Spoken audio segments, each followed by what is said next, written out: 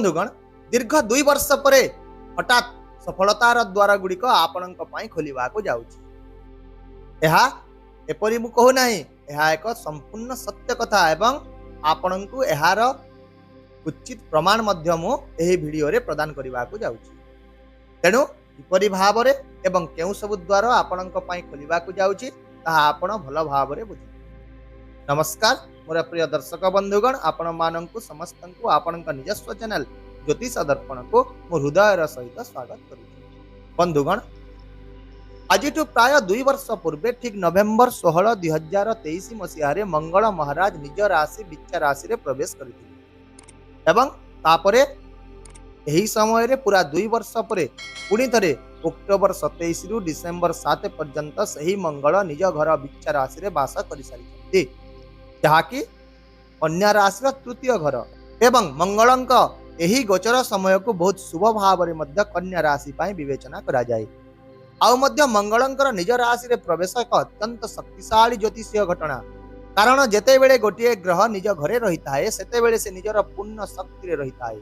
तेणु यही शक्ति वर्तमान आपण जीवन में गोटे दुईटी नुह बरं 5टी प्रमुख परिवर्तन आनीदेव एवं 5टी सफलतार द्वार आपण खोलीदेव।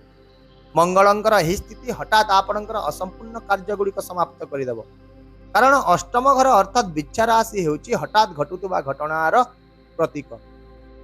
यह हेउची रहस्यमय घर। यह छड़ा मंगलंकु मध्य शक्ति साहस एवं कार्यर प्रतीक बोली विवेचना करा जाए। यही ग्रह एपरी एक ग्रह अटंती जे कि जने योद्धा से देवसेनापति अटंती। तेणु ये आपण को प्रत्येक परिस्थिति रे केवल आगक बढ़िबा पई प्रेरणा जोगाई ताहेले एबे आसंतु आपण खोली सारी दिबा सेही 5टी सफलतार द्वार विषय रे संपूर्ण भाव रे अनुसंधान करिबा। आपण प्रथम सफलतार द्वार जहाँकि सही स्थान रे खोलुची जेउठारे मंगल निजे वास करितांती अर्थात आपणकर आत्मविश्वास साहस मनोबलर घर तृतीय घर अर्थात बिच्छा राशि। जेते बेले मंगल निज राशि रे तृतीय घरे प्रवेश करंती से व्यक्ति को आत्मविश्वास र गभीर भावना प्रदान करिता। जदि आपण एक गुरुत्वपूर्ण चुक्ति एक प्रमुख डील किंबा ऑनलाइन कार्य मार्केटिंग विक्रय किंबा सॉफ्टवेयर सहित जड़ित अछंती तेबे एही मंगलंक राशि परिवर्तन आपणक पई एक आशीर्वाद प्रमाणित हेबो।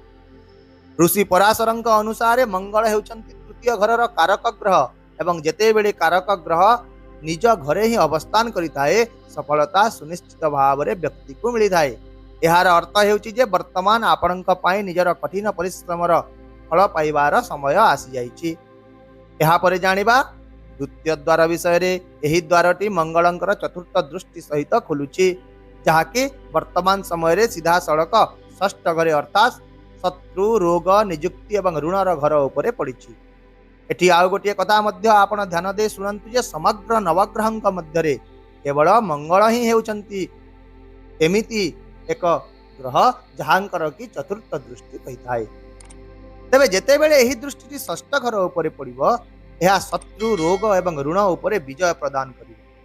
आउ मध्य शास्त्र रे मंगलंकु धरणी गर्भ संभूतम विद्युत कांत सबम प्रभम शक्ति हस्तम एही परि भाव रे वर्णना करा जायछि अर्थात एही ग्रहर जन्म पृथ्वी गर्भरु होईछि विद्युत परि तेज रहिछि एवं हाथ रे बहुत शक्ति रहिछि। तेणु एहार दृष्टि जेउठारे पड़ी थाए सेठारे शक्ति एवं विजय निश्चित संचारित होइଥାଏ। जदि आपण निजर चाकरी संतोष अनुभव करुछंती किंबा बारंबार सुयोग हराई बसिछंती तेबे सही सुयोग एबे आपणक सम्मुख रे पुणी थरे उपस्थित हेबो। जो माने दीर्घ समय धरि बेकार अछंती किंबा प्रतियोगिता रे बारंबार विफल होउछंती एही समय सेमानंकर निर्णायक सफलतार समय हेबो। एहा छड़ा मंगल महाराज शत्रु मानंकर विनाशकारी भाव रे मध्य एही स्थान रे दृष्टि देबे जहा आपणको आपणकर उभय गुप्त एवं दृश्यमान शत्रु मानक उपरे विजय प्रदान करिबे। एबे आसंतु जानिबा तृतीय द्वार विषय रे जहाँकि मंगलंकर सप्तम दृष्टि सहित जड़ित अटे एवं एही दृष्टि सीधा सड़क भाव रे नवम घरे अर्थात आपणकर लग्न उपरे आपणकर भाग्य घर उपरे पड़ुछि। नवम घर आमर धर्म पिता एवं जीवनर भाग्य को प्रतिनिधित्व जेते बेले मंगल निज राशि रे रही एही घर आड़ को दृष्टि देतांती सेते बेले व्यक्ति भाग्यर दिग परिवर्तन हो जाए। यही दृष्टि आपन को दूरयात्रा धार्मिक कार्यकलाप और उच्च शिक्षार सुजोग हासिल करने को बहुत प्रेरणा जोगाई थाए। जदि आपणकर पिता किंबा कर्म क्षेत्र में उच्च अधिकारी सहित मतभेद चली तेबे से उन्नति हेब, जीवन में संघर्ष कमिजिव एवं आपण भितर एक नूतन आत्मविश्वास जाग्रत है। सेहीपरि आपण चतुर्थ द्वारटी मंगलंकर अष्टम दृष्टि सहित जड़ित अटे। वर्तमान मंगलंकर एही दृष्टि आपणकर दशम घर अर्थात कर्म क्षेत्र उपर पड़ुछि। एही घर आपणकर क्यारियर एवं वृत्ति सहित मध्य जड़ित अटे। तेणु जदि आपण निज काम रे कोनोसी बाधा, पदोन्नति रे विलंब किंबा आपण व्यवसाय रे अस्थिरतार सामना करछि तेबे एही दृष्टि सही समस्त प्रकार बाधा विघ्न को वर्तमान दूर करिब। दशम घरे मंगलंकर दृष्टि हठात भाव रे क्यारियर परिवर्तन किंबा सुजोग आनीदेव। एवं ता सहित सबुठ गुरुत्वपूर्ण कथा एया जे मंगल वर्तमान जो राशि रे अछंती ताहा हेउची बिच्छा राशि। अष्टम राशि एवं अष्टम स्थान हठात घटना गुड़िकर प्रतीक होता है, जहाँकि मु वीडियो आरंभ रे मध्य कहिछि। तेणु एही घरु फलाफल मध्य आपणक पई हठात अप्रत्याशित भाव रे एवं अत्यंत शक्तिशाली हेबो। एही क्रम रे एबे आपणक पई शेष एवं सफलतार पंचम द्वार विषय रे आलोचना करिबा, जहाँकि मंगलंकर द्वितीय स्वामित्व घर अर्थात राशि चक्र प्रथम राशि मेष राशि अटे। मेष राशि स्वामी मध्य होउचंती मंगल महाराज एवं मेष राशि कन्या राशि अष्टम घर होता है। तेणु जेतेबेले अष्टम घर कर्ता शक्तिशाली एवं निज राशि रही सेतेबेले व्यक्ति रहस्य गुप्त ज्ञान गवेषणा एवं आध्यात्मिकता क्षेत्र में अनेक उल्लेखनीय सफलता हासिल करिथाए। तेणु मंगलंकर एही स्थिति गवेषक, ज्योतिष, टेरो, गुप्त विद्या किंबा जेकोसी आईटी क्षेत्र में कार्य करथुवा लोकंक पई एक वरदान प्रमाणित हेबो। यह छड़ा जदि आपण जने लेखक, कलाकार किंबा हस्तशिल्प कर्मी तेबे मध्य एही समय रे आपण कार्य को प्रशंसा करा जिवो एवं पुनर्जीवित करा जिवो। ताहेले एही परि भाव रे कन्या राशि पई पांचटी सफलतार द्वार वर्तमान होई खुली सारी। तथापि मध्य किछि लोक निश्चय मने मने भाबुथिबे जे यह संभव नुह, कारण मंगल हेउचंती एक अग्नितत्वर ग्रह एवं बिच्छा हैला एक जल तत्वर राशि। तेबे यह किपरि भाव रे जीवन रे सौभाग्य आनी पारिबो।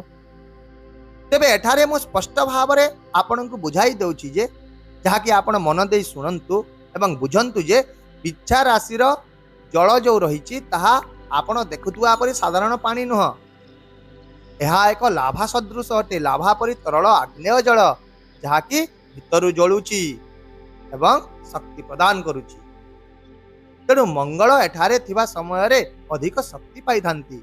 एही पानी अग्नि को विरोध करे नाही बा अग्नि को लिभाई न थाए, बरं यह एपरि एक उत्तप्त जल जहाँ अग्निर शक्ति को आहुरी द्विगुणित करि थाए। यह व्यतीत वर्तमान एठी आउ एक प्रश्न मध्य उठुची जे मंगलंकर ही शुभ प्रभाव को आपण किपरि भाव रे आहुरी टिके वृद्धि करि पारिबे।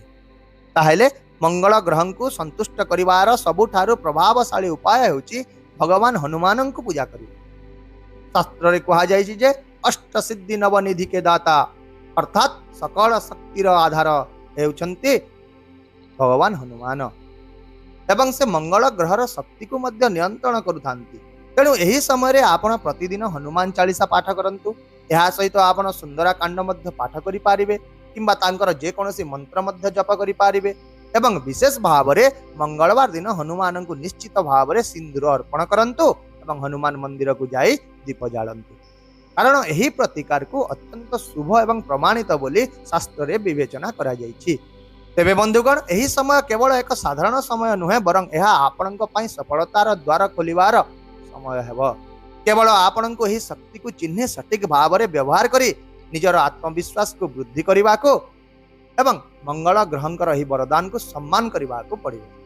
मु आशा करूछि जे मोर एही विश्लेषण माध्यम रे आपण एही स्थिति गुडी को गभीर भाव रे बुझी पारिथिबे। जदि आपण मोर एही प्रयास को मूल्यवान मने करूछंती तेबे वीडियोटी को लाइक करंतु, शेयर करंतु एवं कमेंट रे आपण निजर मतामत निश्चित भाव रे व्यक्त करंतु। ता सहित जदि आपण ए पर्यंत हमर ज्योतिष दर्पण चैनल को सब्सक्राइब करि नाहंती तेबे एबे ही करि दंतु, जहा द्वारा आगामी प्रत्येक गुप्त रहस्यमय ज्योतिष घटना एवं भविष्यतर सूचना आपणक पाखरे प्रथमे पहुंची पारि। तेबे वर्तमान पाई मते विदाय दियंतु, पुणी देखा हेबा आउ एक नूतन सूचना वीडियो सहित। से पर्यंत रहुची। नमस्कार। जय जगन्नाथ।